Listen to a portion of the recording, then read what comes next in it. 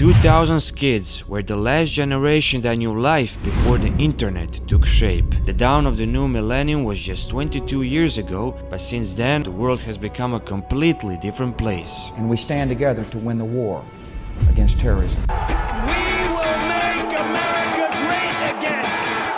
In the year 2000, instead of scrolling Instagram photos on your smartphone, you would read magazines, impatiently waiting for Britney Spears' new album on compact disc. New York City World Trade Center Tower still existed back then, and your biggest fear was that FBI might knock on your door for downloading video games on the Pirate Bay. I bet every single 2000s kid remembers this iconic sound.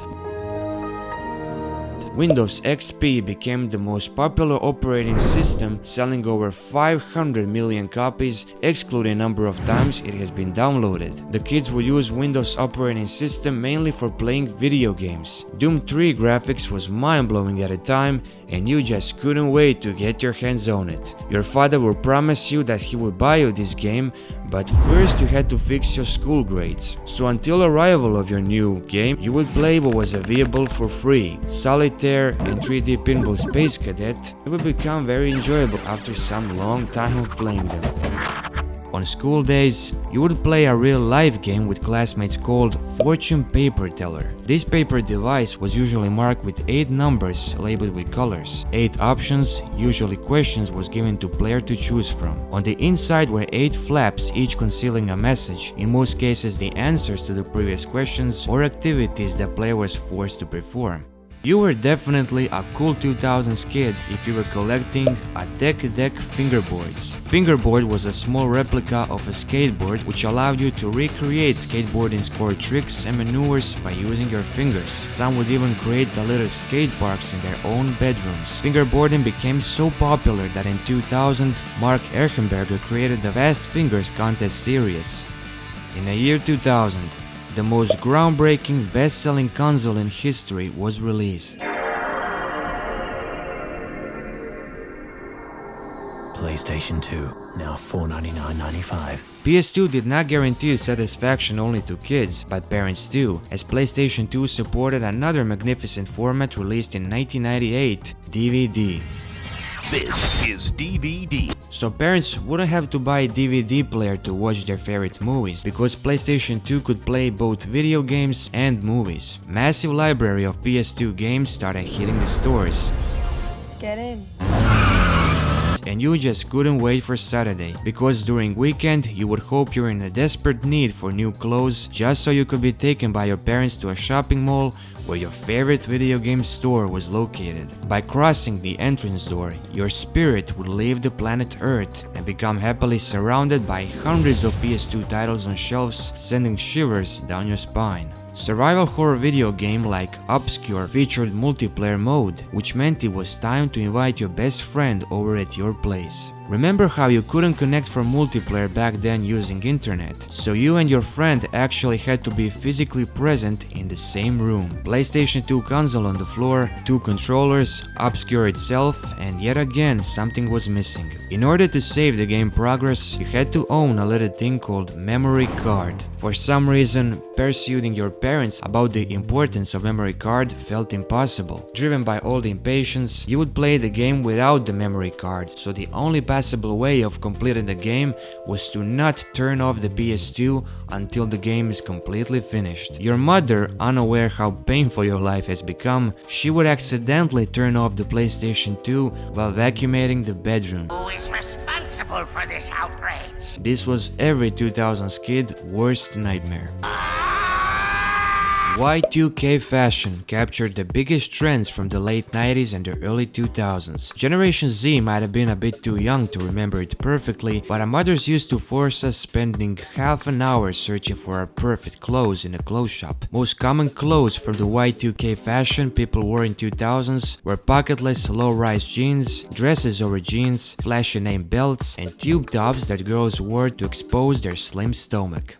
Before the smartphone took over the world, cell phones were popular in 2000s.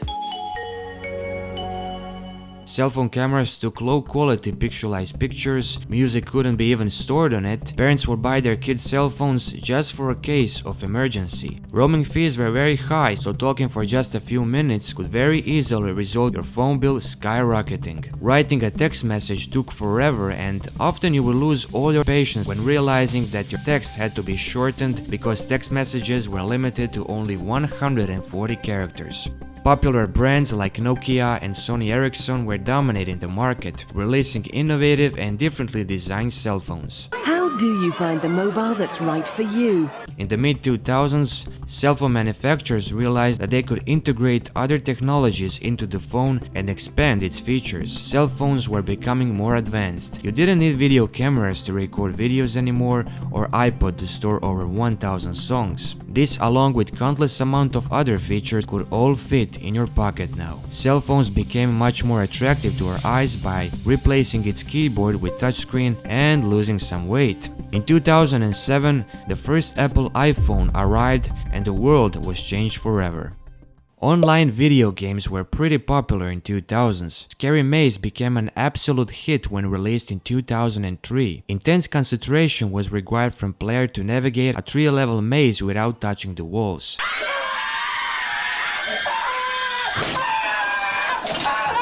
And who remembers playing Dragon City on Facebook? Your friends at school would tell you about XXX video games without letting you know what it is, so you would curiously search it up on internet, only to get yourself in trouble when parents would realize by searching up your Google history that you were watching adult entertainment. But because you were a technological expert growing up in the 2000s, very soon you realized the cool trick that you could delete your Google history. Back then, parents would regularly check their children's Google history in order to know what they were watching. Today's kids are rarely supervised by their parents while they're watching God knows what on their smartphone.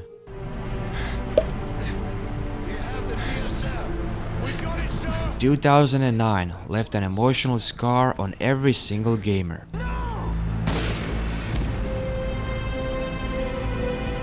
Call of Duty Modern Warfare 2 had the biggest plot twist in a video game history when General Shepard betrayed Task Force 141. And we didn't cry because Shepard betrayed and killed us, we cried because Shepard killed our favorite character, Ghost.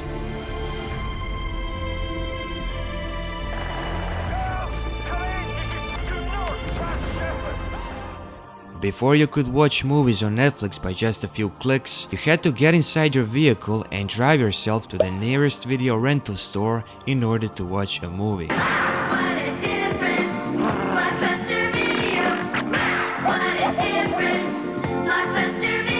DVDs and VHS tapes were available at Blockbuster, Hollywood Video, Family Video, or an ordinary local video store. I still remember the smell of thousands of DVDs and VHS tapes in plastic cases. For many people, spending countless minutes wondering what to watch on weekend by looking at those colorful movie covers was an ordinary experience. Often you would end up in a long conversation with the employee because video stores weren't only locations to rent a movie, but a nice place to communicate with people. So you choose an empty box of movie, take it to the employee who would search for a movie copy, and if nobody had rented the film before you, he would give it to you. The rules were very simple.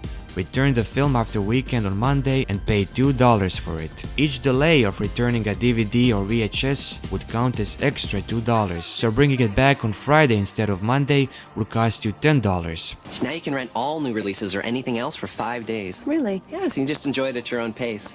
At other video stores, you only get 1 day on new releases, so you can't enjoy it because you're too worried about getting it back on time. In the year 2000, there were almost 28,000 stores renting movies in the United States. By 2022, that number has dropped to only 771 remaining stores.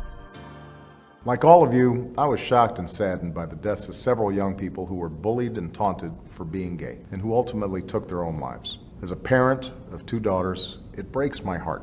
LGBT rights has noticeably changed since the early 2000s. In 2006 survey, only 39% of Americans supported same-sex marriage. Today, by 2022, support has reached a new high of 71%. Acceptance of people identifying as non-straight has even grown on social media. When Facebook was founded in 2004, people who were signing up were able to identify as male or female.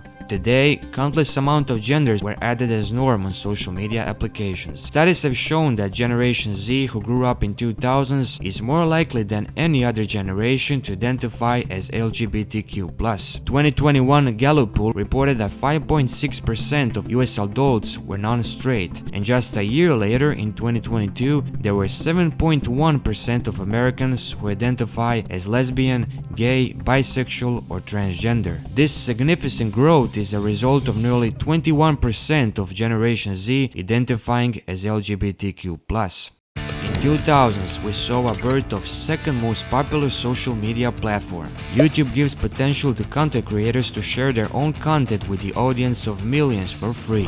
Not only that you have an unlimited access to YouTube for free, but you can also earn money after being accepted to the YouTube Partner Program. 31% of world population uses YouTube. Launched in 2005 in San Bruno, California, the same year co-founder Javed Karen posted the first ever YouTube video titled Me at the Zoo. Just the ordinary people started turning their hobbies into the businesses by earning millions of dollars on YouTube. New faces started gaining popularity like Smosh, Lonely Girl 15, and PewDiePie. Who still remembers staying awake past midnight only to watch PewDiePie playing Amnesia: The Dark Descent? No matter how tough your day would be at school, PewDiePie would always make you laugh. What things do you remember growing up in the 2000s? Let us know down in comments below. Hey you! Subscribe! But wait! If you subscribe in the next 10 seconds, you will receive a cookie in the mail.